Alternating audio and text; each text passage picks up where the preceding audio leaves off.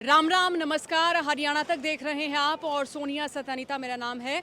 इस समय मैं गोहाना में मौजूद हूं और ये आप उस समय की वीडियो देख रहे हैं जब राहुल गांधी यहां गोहाना में जनसभा को संबोधित करके यहां से जा चुके हैं।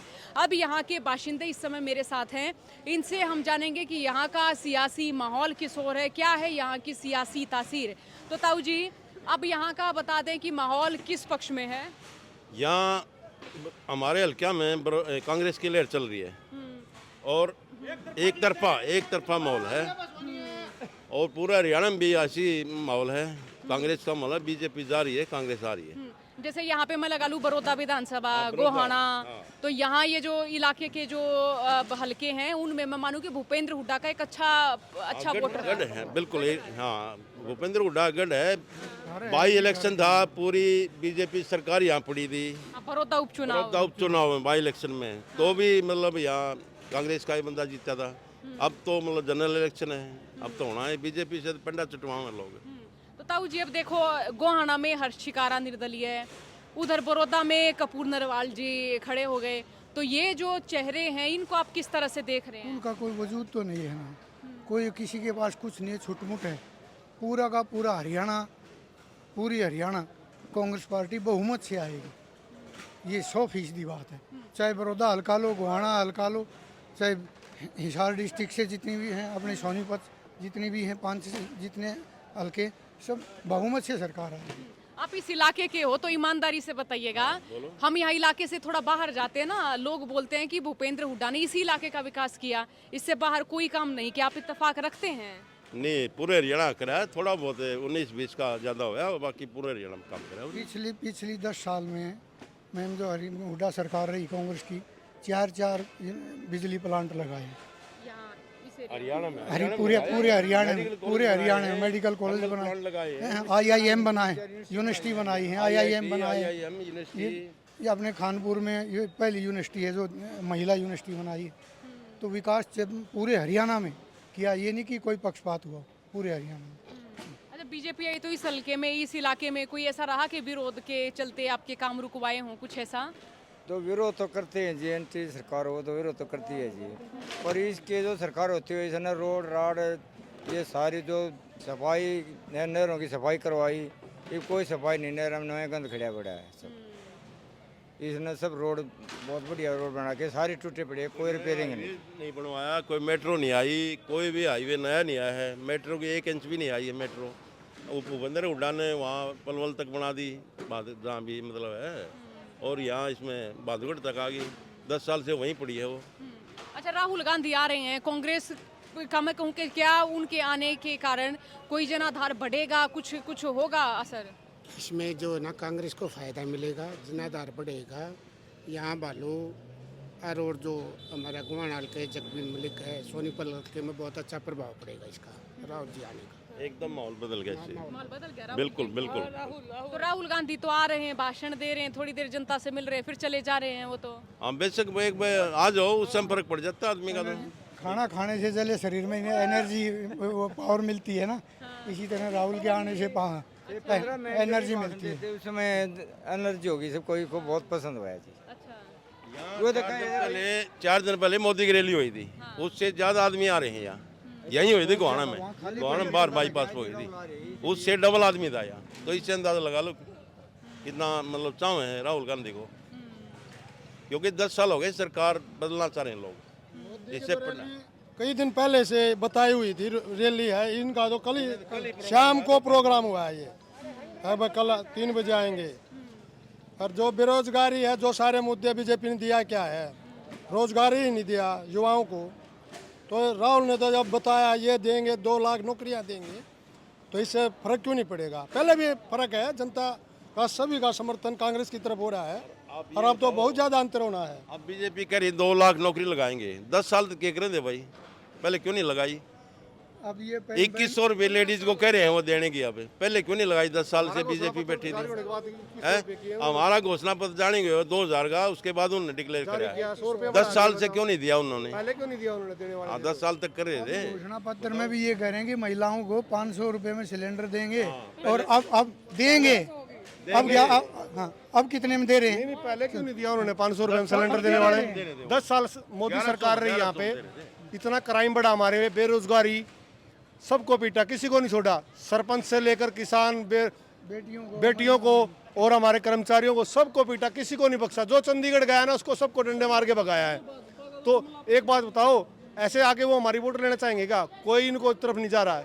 पूरा हरियाणा कांग्रेस पार्टी की तरफ जा रहा है। कांग्रेस आ रही है और भाजपा जा रही है। 36 बिरादरी का रुझान है, 36 बिरादरी का हमारे यहाँ पूर्ण बहुमत से आएगी। ताऊ जी, ये जो 36 बिरादरी है, ये जो मैं ये शब्द सारे नेताओं की जुबान से मैं सुन रही हूँ इस समय, लेकिन यहाँ पे जैसे कांग्रेस के भीतर का ही मैं जिक्र करूँ तो एक पक्ष है जो कह रहा भूपेंद्र हुड्डा सीएम होंगे, दूसरा पक्ष कह रहा कि शैलजा जी, रणदीप सुरजेवाला जी। हमारी शैलजा जी हमारी बहुत सम्मानित नेता है। भूपेंद्र हुड्डा जी, वो तो पार्टी हाईकमान तय करेगा ना किसको सीएम बनाना है। ठीक है, हमने तो सिर्फ 5 तारीख को कांग्रेस के हाथ पे बटन दबाना है और कांग्रेस को विजय बनाना है। ठीक कोई है, और सीएम हुआ तो आप जैसे रोहतक बेल्ट के लोग हैं वो उदास होंगे, निराश होंगे? नहीं कोई निराशा नहीं है मैडम, हमारी तरफ से कोई निराशा नहीं है। हमने कांग्रेस सरकार चाहिए, हमें विकास चाहिए, सबसे मेन गरीब को सबको साथ चाहिए हमें सरकार का। सभी का विकास है, सभी भाई ग्रामीण परिवेश में देखो आप, सभी मिलजुल के रहते हैं, सबका विकास होएगा। ठीक है, सबकी जेब में पैसा डलेगा तो सबका ही विकास होएगा ना। जब किसी की जेब में पैसा नहीं होगा तो विकास कहाँ से होगा? राहुल गांधी जी ठीक कह रहे थे कि हम किसानों की जेब में, मजदूरों की जेब में पैसा डालेंगे तभी तो विकास होएगा ना। अब हमारी जेब में पैसे है नहीं और हम आजा शहर में घूमने के लिए, हमने कौन क्या देगा? कुछ नहीं देगा मैडम। इन्होंने सिर्फ बीजेपी ने हमारे साथ झूठे वादे किए, झूठे वादे करके 2014 में ये सत्ता में आए। ठीक है, दूसरी बार इन्होंने दूसरी पार्टी से अलायंस करके सरकार बना ली ना, तो 19 में ही सरकार पलट दी थी इनकी। तो दूसरी पार्टी से संबंध बना के अब सारे एक हो रहे हैं वो, पर नहीं आ रहे। अब जीरो है, जीरो। हरियाणा में तो जीरो रहेगी बिल्कुल। हुड्डा साहब जी ने जो काम किए थे ना पहले, आज भी याद है पब्लिक को। हर देखो, गरीब को मकान दिया, प्लॉट दिए, किसानों को बढ़िया भाव दिए। ठीक है, इन्होंने तो कुछ भी नहीं किया जी, सिवाय डंडे तो सबको लगाए हैं बस, और कोई काम नहीं किया इन्होंने। भाई आप पहलवान हैं? हाँ जी, पहलवान हूँ जी मैं। तो क्या देख रहे कि पहलवानों का भी मैं देख रही हूँ कि कुश्ती में भी बड़ा विवाद चल रहा है। ओलंपिक में हमने देखा विनेश फोगाट डिस्क्वालीफाई हो गई, अब वो चुनाव लड़ रही हैं। तो पहलवानों का क्या मिजाज है आपके बारे में? मिजाज तो ये है जी, मतलब पहलवान ही छोड़ियो आप, हर वर्ग इनसे परेशान है। लेकिन मैं पहलवान हूँ, आपने बात करी, और एक मैं कुश्ती कोच भी हूँ।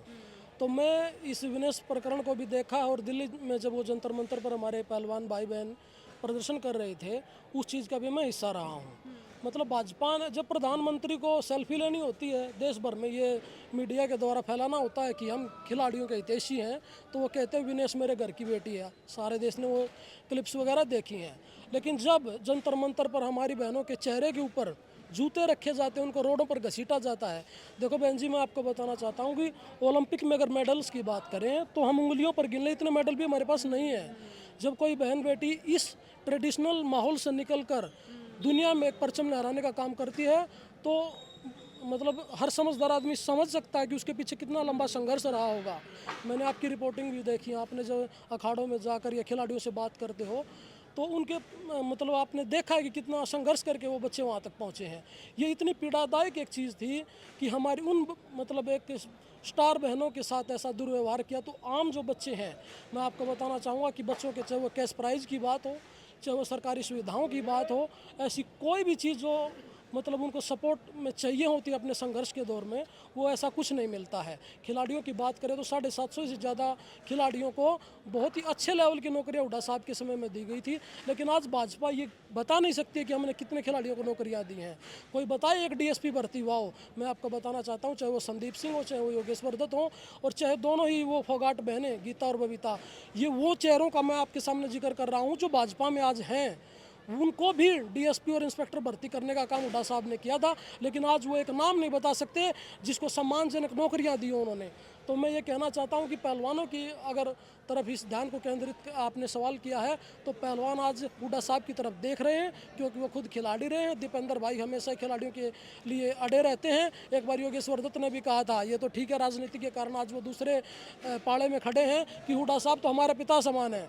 जब भी हम कोई मांग लेकर उनके पास जाते हैं तो वो हमारी हर मांग पूरा करते हैं।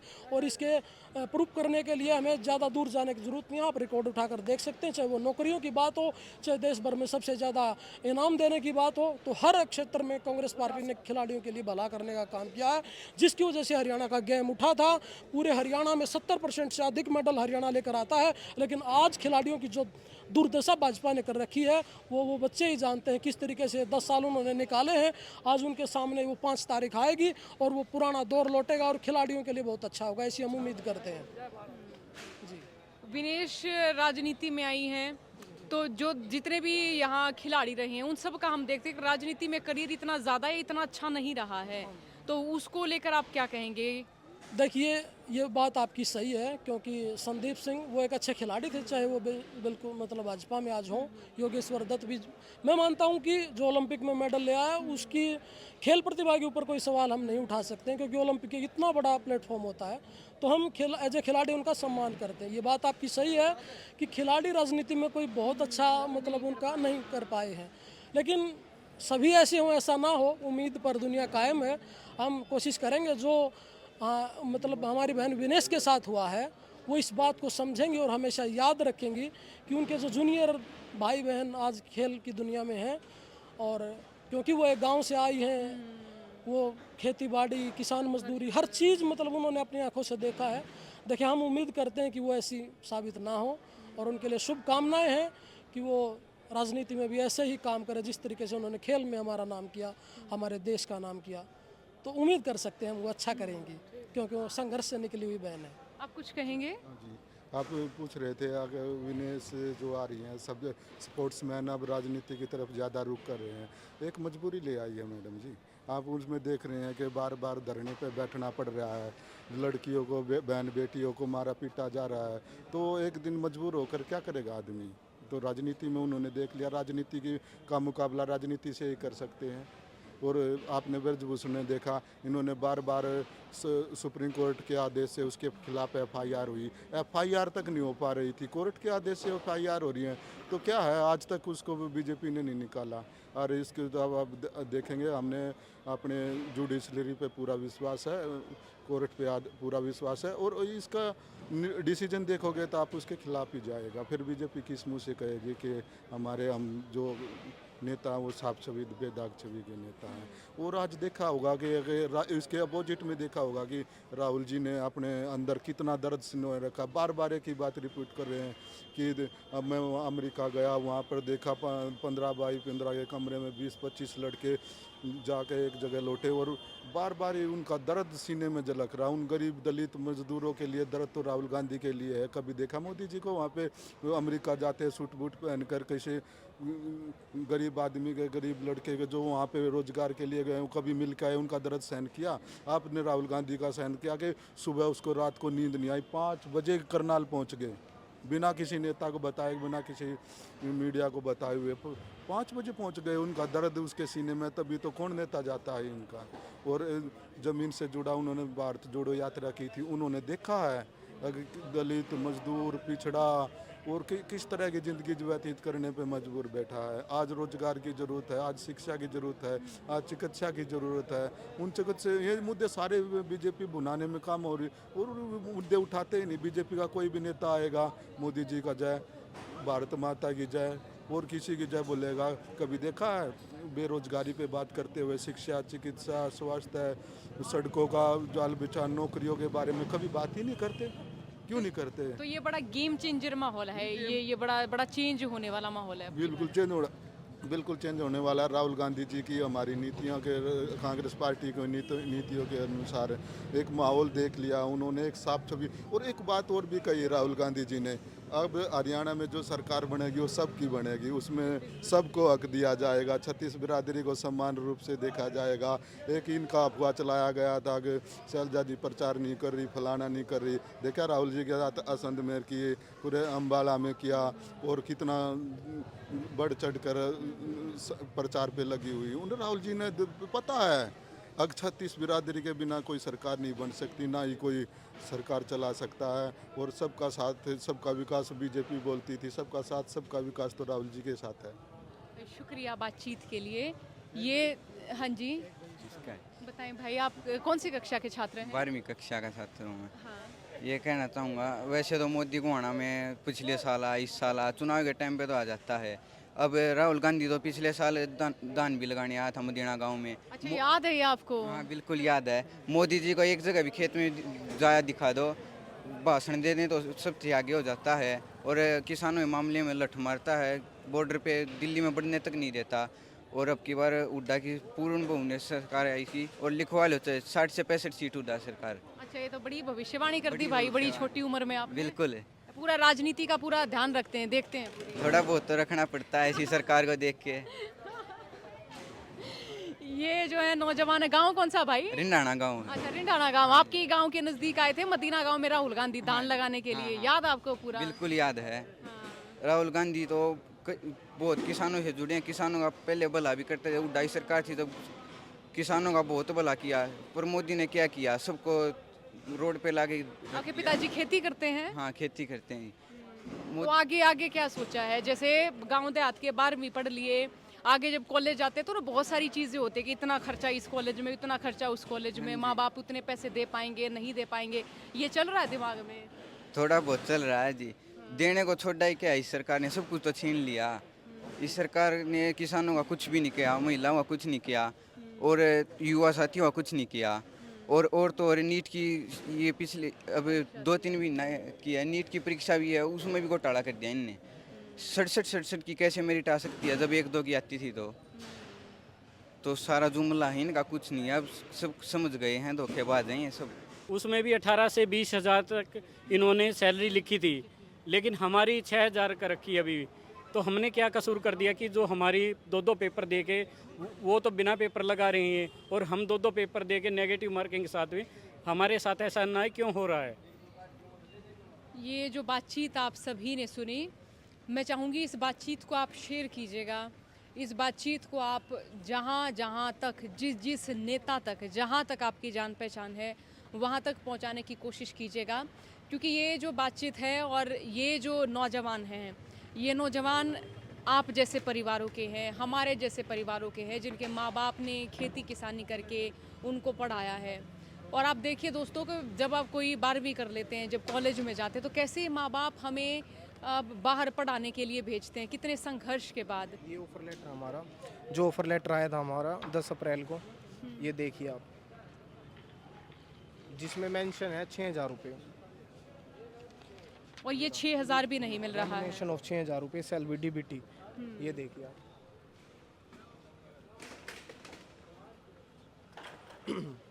अगर हमारे बयान भी झूठे हैं तो ये कागज़ तो आप देख ही रहे हो। ये हमारा ऑफर लेटर है जो अटल सेवा केंद्र का है, वो ये 6,000 रुपये, इसके सिवा हमें कुछ नहीं मिला। ये हमारा जो है नोटिफिकेशन आया था, इस पर कहीं पे भी कुछ भी मेंशन नहीं है। ये हरियाणा परिवार पहचान अथॉरिटी ये है, ये इन लोगों का नोटिफिकेशन आया था, देखिए। और ये तकरीबन 3 साल के लिए भर्ती थी।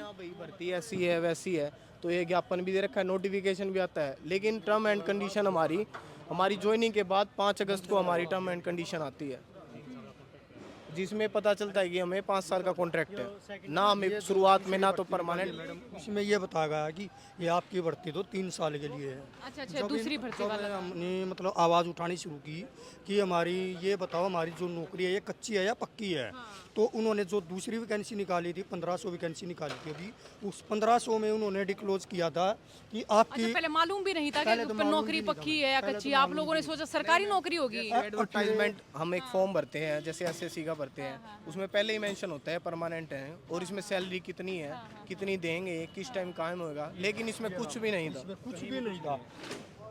और तो गवर्नमेंट की सरकारी नौकरी है, लेकिन समझ में नहीं आता 6,000 रुपये क्यों दे रहे हैं। कहीं पे कुछ भी कोई मेंशन नहीं है, कहीं पे ना कॉन्ट्रैक्ट लिखा हुआ है, ना एडोक बेसिस लिखा हुआ है, ना परमानेंट। का एग्जाम है, जो सिलेबस है मेंस में, मेंस था नेगेटिव मार्किंग के साथ 0.25। MS ऑफिस है, इसमें तो इंटरनेट की जानकारी, विंडोज एंड कंप्यूटर फंडामेंटल्स।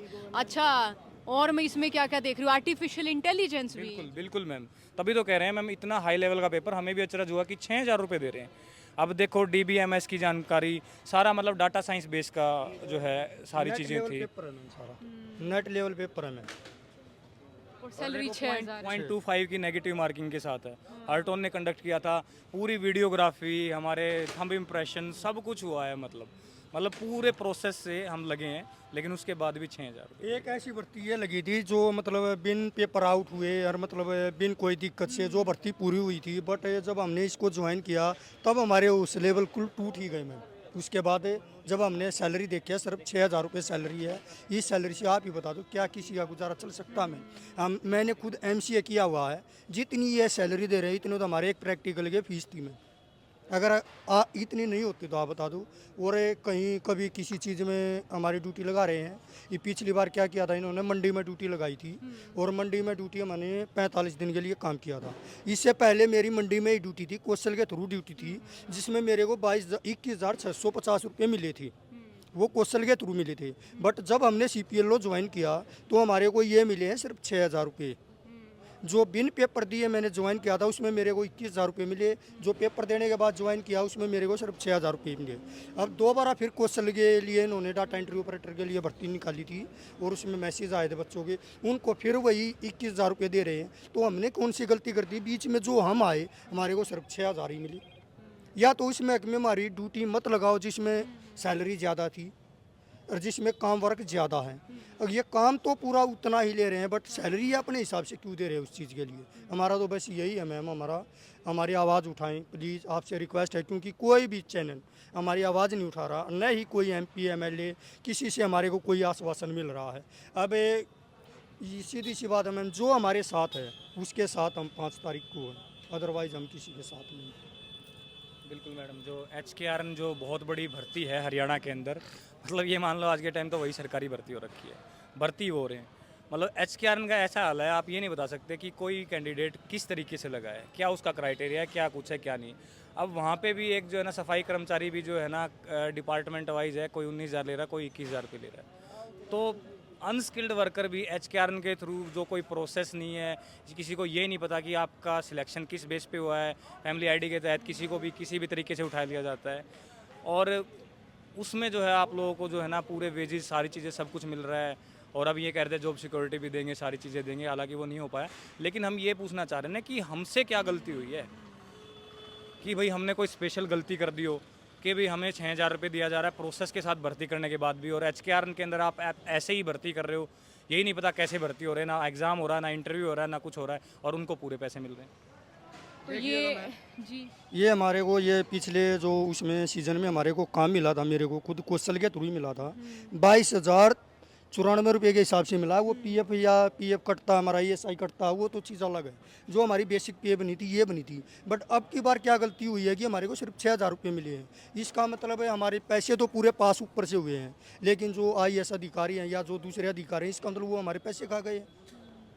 मानते हो आप? तो यह बात है, जब HKRN हमारे को बिन पेपर दे, बिन कुछ किए हमारे को 22,000 रुपये सैलरी दे सकता, पढ़े लिखे होने के बाद हमारे को इतनी सैलरी क्यों नहीं मिल सकती?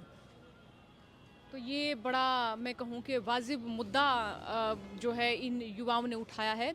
और मेरी गुजारिश आप सभी से होगी कि इस वीडियो को शेयर करें, आला अधिकारियों तक पहुंचाएं। आप जिस नेता को जानते हैं उनको यहाँ पर टैग भी करें।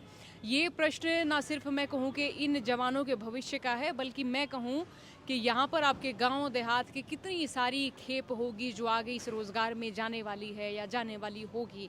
तो बातचीत आप तमाम दर्शकों ने सुनी, इस वीडियो को शेयर कीजिएगा। आपने बातचीत सुनी, बहुत बहुत शुक्रिया आप सभी का।